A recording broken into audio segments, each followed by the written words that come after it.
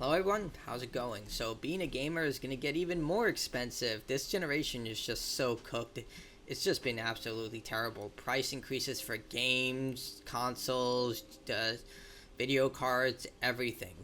But a lot of people point to the tariffs that the Trump administration are going to implement. Like, these haven't been fully implemented yet, but a lot of companies have been responding to this. And this is because most of the chips that are used to manufacture these devices come from Asia countries such as China, Vietnam, etc. And Trump's plan is to try and bring manufacturing over to the United States, which is its own can of worms. But everything has been going up in price in response to that, and a lot of other countries are responding with a lot of negativity. And honestly, it's just been a horrible situation for everyone, and gaming has become expensive because of that, even more so. This generation has seen price increase after price increase, and one of the first companies to do that was Nintendo. Now, before the Nintendo 2 Switch even launched, they started to respond to tariffs in extreme fashions. Like, let's face it, Nintendo has always sold their consoles at a profit, as opposed to Sony and Microsoft, who sell their consoles at a loss and make up the sales in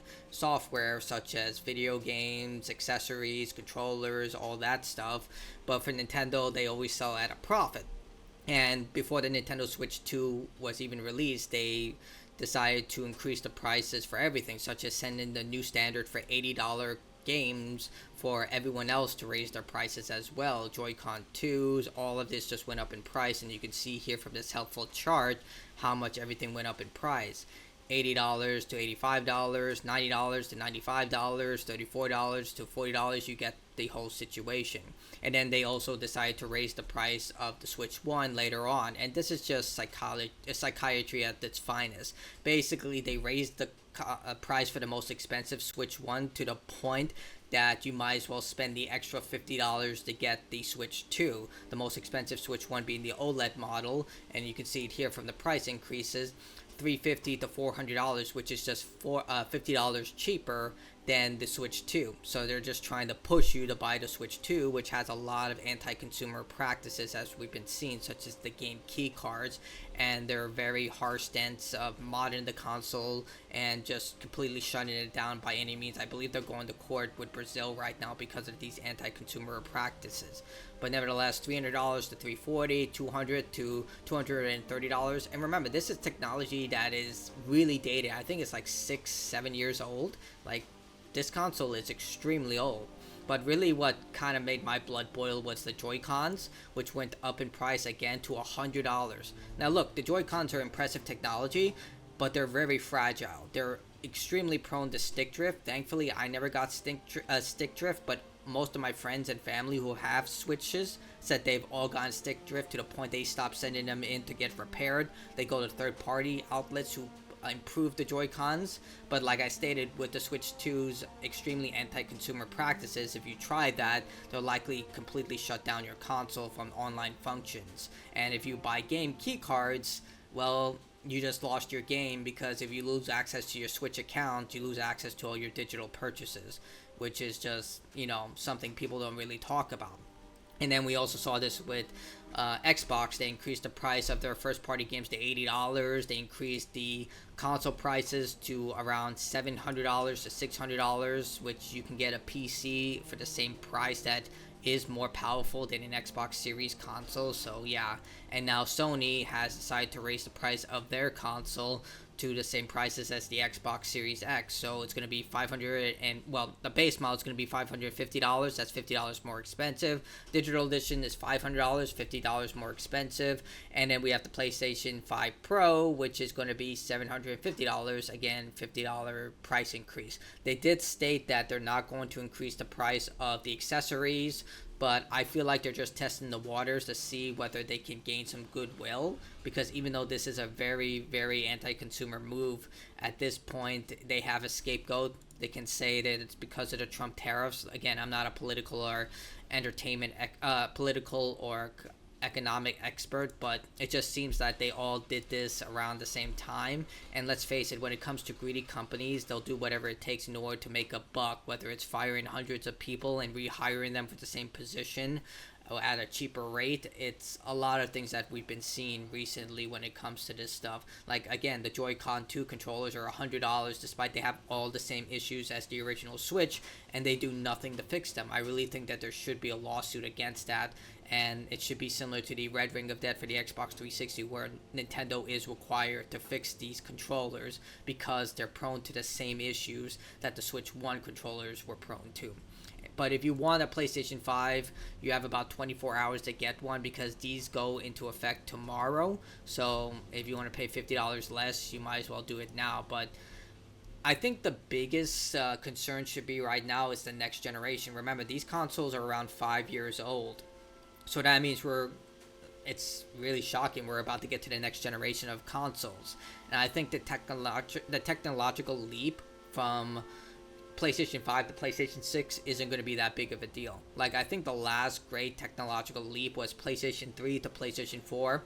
Xbox One, you can say a lot of crap about that console, but it was definitely the PlayStation 4. When you first played Horizon Zero Dawn, at least for me, you definitely saw what the PlayStation 4 was capable of, or The Order 1886, even though that game was just a cinematic powerhouse to show the power of the PlayStation 4.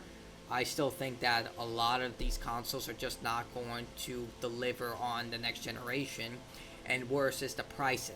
Like, I really think that the next generation of consoles are going to be between $900 to $1,000 given the price of the consoles nowadays, because this is the first I've ever seen outdated old technology getting an increase in price. Like, all of this stuff, like a $750 PlayStation 5 Pro, you can get a PC to equivalent power or even then some for far cheaper, like $100 less if you literally get it like on a sales day from a pre-built website, or even build it yourself if you're willing to do that. And on top of it, most games are not exclusive. Like with the Nintendo consoles, you can make the argument their games are exclusive unless you use some practices I can't say on YouTube. But for Xbox, there's literally no reason to get an Xbox nowadays unless you want that convenient factor. And with the PlayStation consoles, they release their games onto PC. Heck, they're bringing it to Xbox with Helldivers 2, and Microsoft is bringing Gears of War to PlayStation. So Nintendo is literally the only one who releases exclusives anymore, so that's your only argument there. But for the most part, this is just like, consoles used to be the affordable option. You used to buy a Super Nintendo or Sega Genesis, and there, you got a gaming console, an Xbox 360, and it will play whatever you put into the console as long as it supports Xbox 360 disc. So it used to be the budget-friendly option instead of spending $500 to $600 to $700 on a gaming PC. I know it can get much more expensive than that, but you get what I'm saying. It was for people who just wanted a gaming console. They bought it. That was it. Nowadays, it's so absurdly expensive that PC is actually the more consumer-friendly market. Not only do you have an array of digital stores that you can choose from Epic Game Store, Steam, GOG, but with these consoles, you don't. Like I stated, if they ban your digital account, you're screwed. You lose access to everything you've ever purchased, and that's it. There's nothing you can really do about it. You can try and appease them, but at some point, a lot of people on Reddit have gone into detail about them being falsely banned. Like, there was a glitch in Call of Duty where people would go into glitch lobbies, usually by accident because they were all over the place. Bingo, you're banned for life. Nothing you can do about it. That's why I don't really play Call of Duty online anymore, especially older Call of Duty games, which also have a malware issue if you play on PC. If you're playing older Call of Duty games on PC, buyer beware, or just don't go on the multiplayer whatsoever. But yeah, so at this point, I really think that this is going to screw us for the next generation, that most people are just going to go to PC. I did as well. I decided, you know what, PC is much more affordable. I don't have to deal with this crap, and I have a lot more control over my environment as opposed to consoles at this point, especially when it comes to the price point of all of this. And also failing technology. Like, how many of you have dealt with this? You buy a controller and within a year, like, some sort of issue is happening, not only with Joy-Cons, but with PlayStation and Xbox controllers. Like, something is always breaking with these things because they put all this useless crap into it. Like, oh, we have haptic feedback, and we have hand warmers, or whatever bullshit they put onto your controller. I just want it to work. I just need the buttons to, like, work. That's all I need.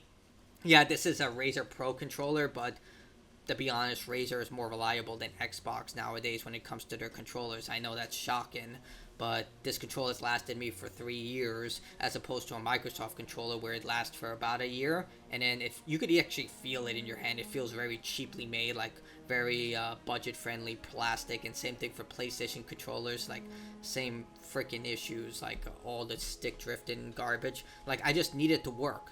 Like, why is it that Super Nintendo controllers lasted their entire lifetime, but frickin' Xbox and PlayStation and Nintendo controllers modern day break within a year? And I feel like that's going to happen to these consoles as well. Like, I'm lucky I clean my consoles. I make sure they're okay. I do that every week like a freaking crack addict. I clean my PC. I clean my consoles. I go all in because I want this stuff to last, but it's just like, I know I went on a bit of a tangent, but you should be really worried about this stuff because it just seems that we're running into a crash where people are just going to be like, I can't afford this anymore. Screw it, I'm going to get a PC and I'm just going to play retro games, which, yeah, I've been doing that a lot more often than now. But tell me what you think about this in the comments below. I love to hear other people's opinions, but I feel like we're going into a crash, and with a recession right now happening, let's face it, it is happening. I just feel like the entertainment industry is going to be next, specifically the gaming industry. Like, these gacha games are everywhere, these price increases are everywhere, and eventually people are just going to be like, I'm fed up with this, screw it, where's the Super Nintendo? But tell me what you think in the comments below. I love to hear other people's opinions. Try not to ramble as much as I usually do, but ideas just start flowing and I need to learn to shut up. Either way, like, dislike, your choice. Till next time, goodbye.